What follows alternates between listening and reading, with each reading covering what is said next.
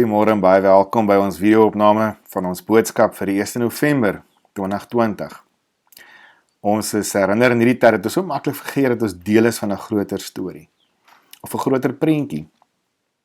Die Deurkyk kerkie in Borglo in België beeld mos nogals mooi uit. Ons het verlede Sondag hierna gekyk en vir mekaar gesê, ons as geloofsfamilie het 'n groter storie en is deel van 'n groter storie. En ons storie is deursigtig, want ons het 'n getuienis vir en in die wêreld.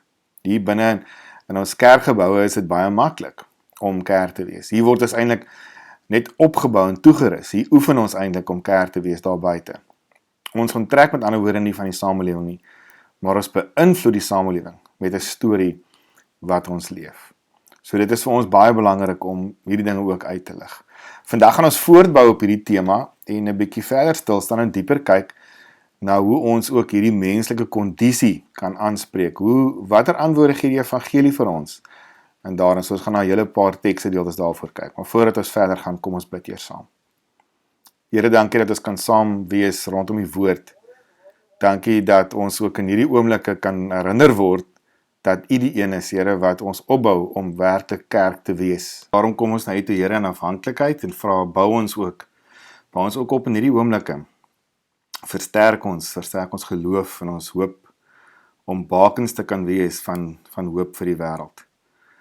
En mag U ons op so 'n manier toerus dat ons ook as ons buite in die wêreld aangaan met ons gewone gang van ons lewens, ons werk, ons sport, ons speel, ons gesins- en verhoudingslewens, dat ons daar juis die terreine sal vind om werklik hierdie geloofsrol wat ons speel te kan laat uitrol.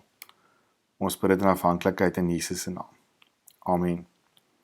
So hierdie Deurkyk kerkie in Borglo herinner ons dat ons deursigtige kerk moet wees. Ons gaan vandag by die volgende tema stil staan, om vir mekaar te sê ons is broos, want die wêreld is in chaos, maar ons bly bakens van hoop. Ons sien iets wat vir die wêreld aangegee kan word met positiewe uitkomste. Dit is wat hoop vir ons beteken. Dat ons 'n groter werklikheid sien, ons is deel van 'n groter prentjie en 'n storie, en omdat ons as gelowiges sien, kan ons vir mense positiewe uitkomste skets en skep, as gevolg van die kragtige werk wat die Here deur ons doen. So ons gaan na ons teks toe gaan, en ons gaan dit saam lees. Hierdie teksgedeelte, 2 Korintiërs 5, begin eintlik alreeds in die vorige hoofstuk, in hoofstuk 4, vers 16. En waar Paulus besig om te sê, ons word nie moedeloos nie, al is ons besig om hier in ons aardse bestaan uiterlik te vergaan, word ons nie moedeloos nie. Innerlik word ons elke dag vernuwe. En hierdie swaar kry, hierdie chaos wat ons beleef, en veral in hierdie grendeltyd en die ekonomie wat druk, 'n klomp dinge wat ons bedreig, miskien is dit verliese of gesondheid, elkeen van ons eie omstandighede wat vir ons chaos veroorsaak en benoud maak. Maar ons weet dat die Here se woord sê, hierdie swaar kry gaan verbygaan, dis gering. En dit loop vir ons uit op 'n heerlikheid, 'n positiewe uitkoms, wat alles verreweg sal oortref, en wat vir ewig sal hou. Dis ons positiewe uitkoms. So ons oog is nie op die sigbare dinge gerig nie, maar op die onsigbare dinge. Dit wat ons geloofsoog nodig het om te sien. Want, sê Paulus, die sigbare dinge is maar tydelik, maar die onsigbare dinge is ewig. En dit is die hoop wat ons vir die wêreld kan gee. So kom ons gaan lees die teks saam, en dan brei ons 'n bietjie verder ook daarop uit. Ons weet dat wanneer ons aardse woning, wat maar 'n tent is, afgebreek word, ons 'n vaste gebou in die hemel het. Dit is 'n woning wat nie deur mense gemaak is nie, maar deur God, en dit bly ewig staan. Terwyl ons in die tentwoning leef, sug ons, want ons verlang daarna, dat ons woning uit die hemel ons sal oordek. Ons wil nie ontkleed wees en naak voor God staan nie. Ons wat nog in die tentwoning is, sug en voel bedruk, omdat ons nie van die aardse liggaam afstand wil doen nie. Ons wil die hemelse bo oor die aardse aantrek, sodat wat sterflik is, verteer kan word deur die lewe. Hy wat ons vir hierdie oorgang voorberei het, is God. As waarborg hiervan het hy ons sy gees gegee. Daarom is ons altyd volmoed. Ons weet dat solank as ons in die liggaam bly, ons nog nie by die Here woon nie. Want ons lewe deur geloof, nie deur te sien nie. Ons is volmoed en sou liewer ons verblyf in die liggaam wil verlaat en by die Here gaan woon.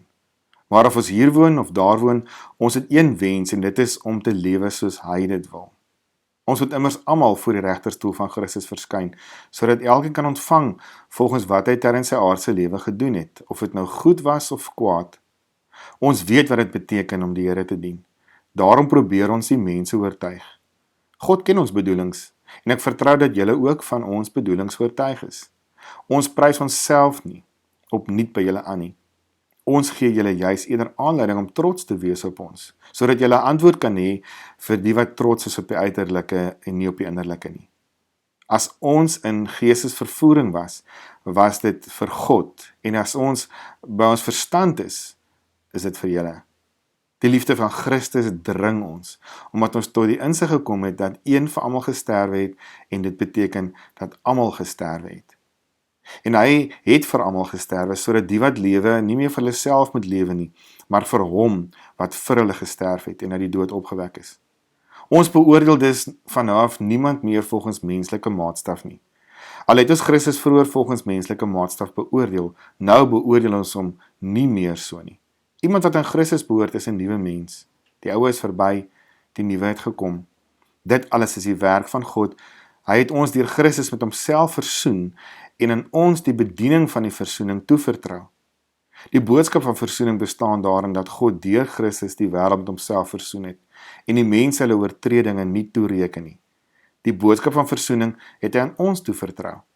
Ons tree dus op as gesandte van Christus en dit is God wat deur ons 'n beroep op julle doen. Ons smeek julle namens Christus, aanvaar die versoening met God wat hy bewerk het.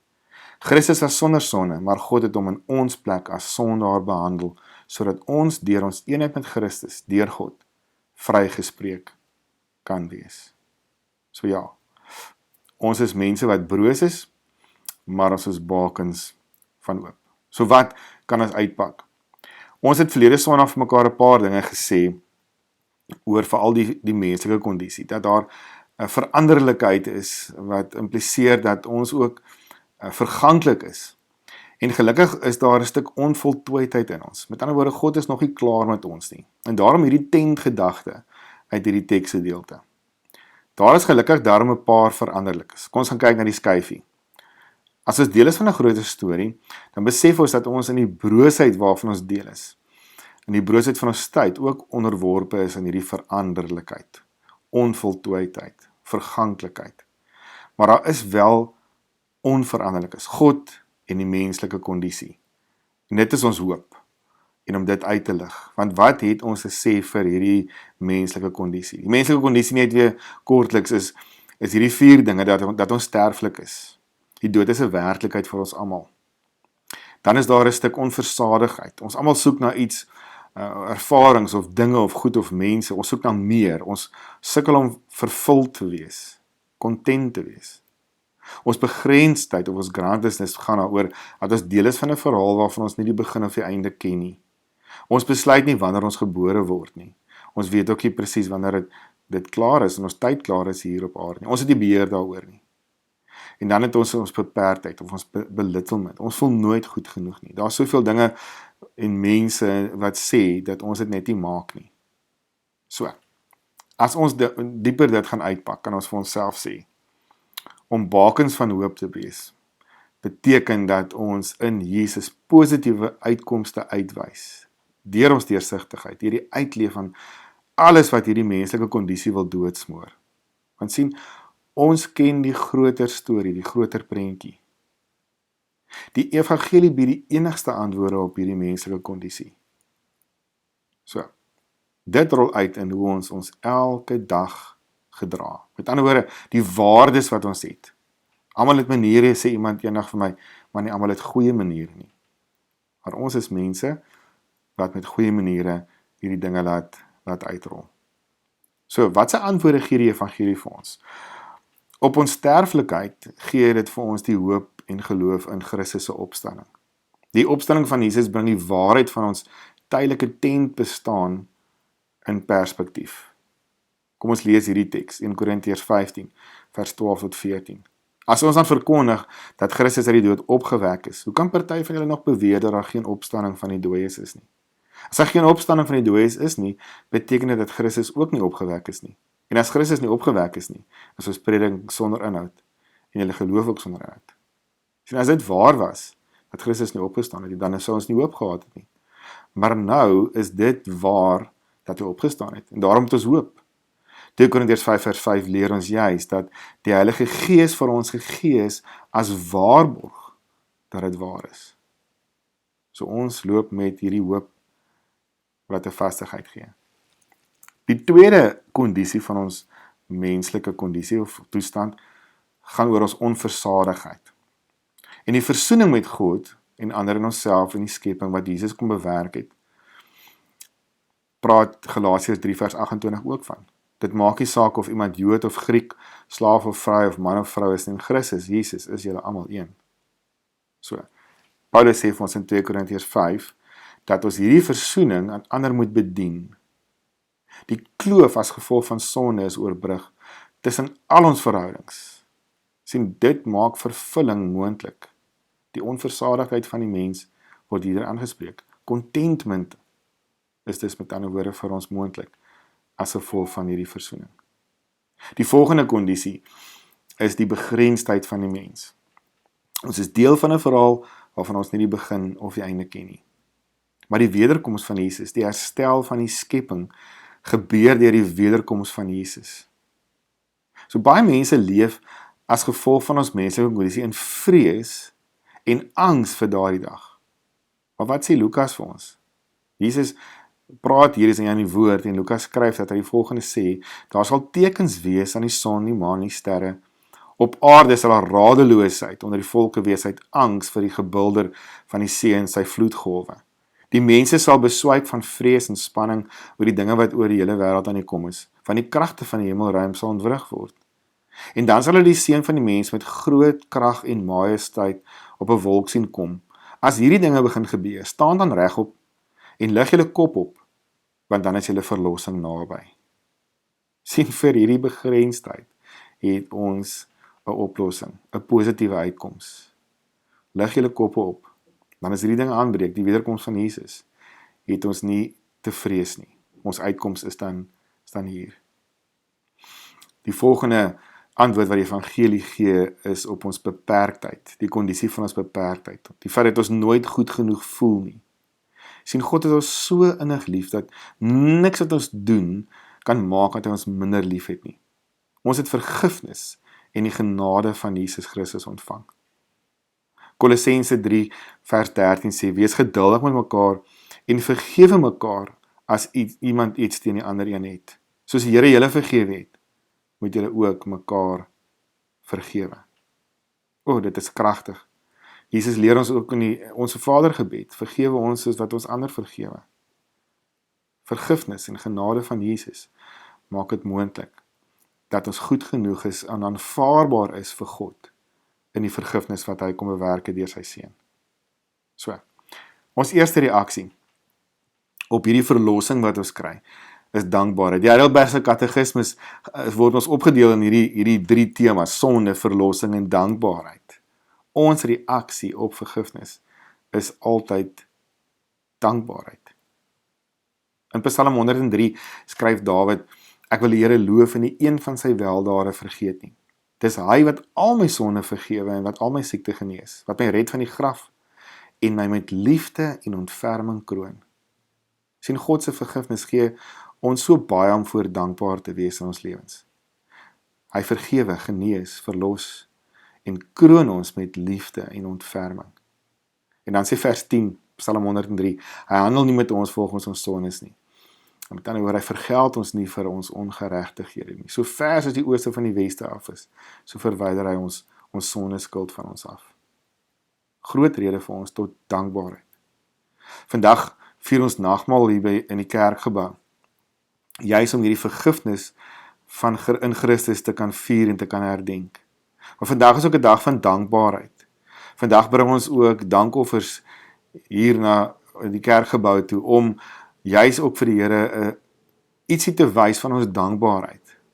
Omdat hy ons hoop is. Omdat die positiewe uitkoms wat ons het om die wêreld te gee, wat vasgevang is in hierdie menslike kondisie. Omdat hy ons in daai bediening ook vra en geroep het om hierdie versoening te verkondig. En daaroor is ons ook baie dankbaar. So, wanneer jy ook by die huis na hierdie video kyk, is jy ook welkom om ook 'n draai dalk te kom maak in die week en ook jou dankoffer te bring. Oktober maand is tradisioneel ons 10de maand dankoffertyd. En aan die einde van hierdie maand gee ons juist die geleentheid daarvoor. Of as jy dit per EFT wil doen, of met 'n kaart wil kom inbetaal, is jy baie welkom.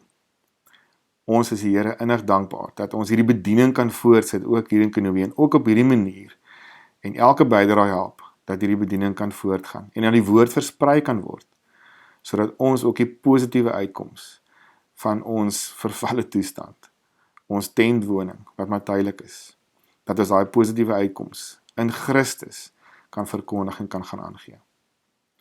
Kom ons bid saam.